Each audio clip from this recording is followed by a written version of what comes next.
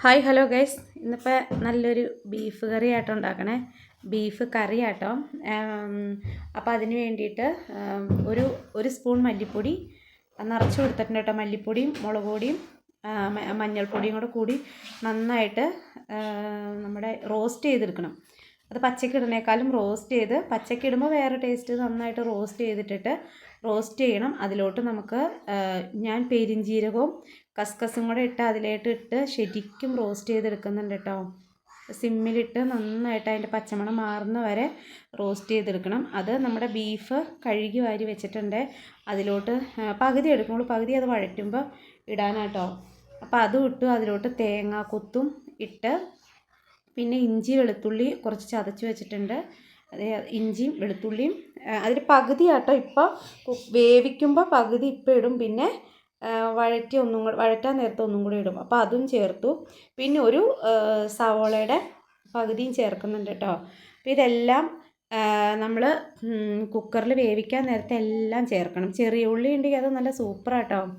ഇത് നല്ല അടിപൊളി ഒരു ബീഫ് കറി ആട്ടോ ഇത്. അപ്പോൾ ഒരു സവാളയുടെ പകുതി മാത്രം അതിലോട്ട് ചേർത്ത്, പിന്നെ അതിലോട്ട് കുറച്ച് ആവശ്യത്തിനുള്ള ഉപ്പും പിന്നെ പാകത്തിനുള്ള വെള്ളവും ഒഴിച്ച്, പിന്നെ നമ്മൾ ഏത് എണ്ണയിലാണോ ഉണ്ടാക്കുന്നത് ഇപ്പം തന്നെ ഒരു ഇച്ചിരി ഒരു കുഞ്ഞ് സ്പൂൺ ഓയിലും കൂടെ ഒഴിച്ച് കൊടുത്ത് കൈ കൊണ്ട് നന്നായിട്ട് തിരുമ്മണം കേട്ടോ. തിരുമ്മിയിട്ട് അത് അടുപ്പത്ത് വെക്കണം. അത് ഒരു വിസിൽ ഫുൾ ഫ്ലെയിമിലും, പിന്നെ ബാക്കി സിമ്മിലിട്ടൊരു 4 വിസിലും കൂടെ അടിച്ചു കേട്ടോ. പിന്നെ ഞാൻ മൺചട്ടിയിലാണ് വെക്കണേ. അപ്പോൾ അത് ചട്ടി അടുപ്പത്ത് വെച്ചിട്ടുണ്ട്. എണ്ണ ചൂടായി കഴിയുമ്പോൾ, വെളിച്ചെണ്ണയിലാട്ടോ ഉണ്ടാക്കണേ. വെളിച്ചെണ്ണ ചൂടായി കഴിയുമ്പോൾ ഉലുവ ഇടണം. ഉലുവ ബീഫിനും ചിക്കനും ഒക്കെ നല്ല ടേസ്റ്റാട്ടോ. ഉലുവ ഇട്ട് പൊട്ടിക്കഴിയുമ്പോൾ നമ്മൾ സാധാരണ സവാളയൊക്കെ നന്നായിട്ട് വഴറ്റി, സവാളയും ഇഞ്ചിയും വെളുത്തുള്ളി ഇട്ടിട്ടുണ്ട് കേട്ടോ അതിൽ. അത് നന്നായിട്ട് വഴറ്റി, ഇത് ഒത്തിരി അങ്ങോട്ട് മൂത്ത് പോകണ്ട.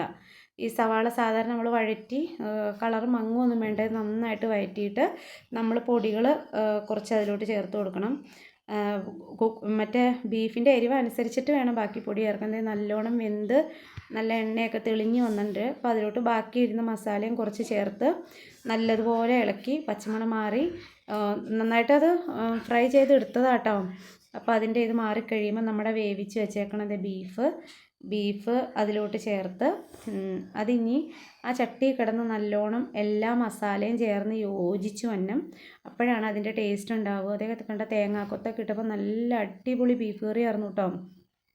നന്നായിട്ടത് വഴറ്റി, ഇപ്പം അതിൽ ആവശ്യത്തിന് ഉപ്പൊക്കെ ഉണ്ടെങ്കിൽ, എപ്പോഴും ബീഫ് എല്ലാം എന്ത് സാധനം വേവിക്കുമ്പോൾ, നോൺ വെജ് എല്ലാം വേവിക്കുമ്പോൾ ഉപ്പ് അപ്പം ഇടണം, അല്ലെങ്കിൽ അതിൽ പിടിക്കാൻ പാടാണ്. പിന്നെ അതിൽ ലാസ്റ്റ് ഞാൻ മറ്റേ നമ്മുടെ മീറ്റ് മസാല ഇട്ട് കൊടുക്കുന്നുണ്ട് കേട്ടോ. മീറ്റ് മസാലയും കൂടെ ഇട്ടിട്ട് നന്നായിട്ട് മിക്സ് ചെയ്ത്, ഇനി അതിൽ കിടന്ന് സിമ്മിൽ ഒരു 5-6 മിനിറ്റും കൂടെ സിമ്മിൽ വെന്ത് ഒന്ന് യോജിച്ച് കഴിഞ്ഞിട്ട് ലാസ്റ്റിൽ കുരുമുളക് പൊടിയും കൂടെ ചേർത്ത് നന്നായിട്ട് മിക്സ് ചെയ്ത്, ഇനി അതിൽ കിടന്ന് കുറച്ചും കൂടെ വറ്റിച്ചിട്ടാട്ടോ എടുത്തത്.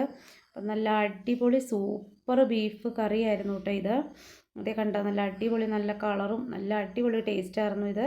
അപ്പം ഇത് എല്ലാവരും കാണുന്നവർ എന്നെ ഒന്ന് സപ്പോർട്ട് ചെയ്യണം കേട്ടോ.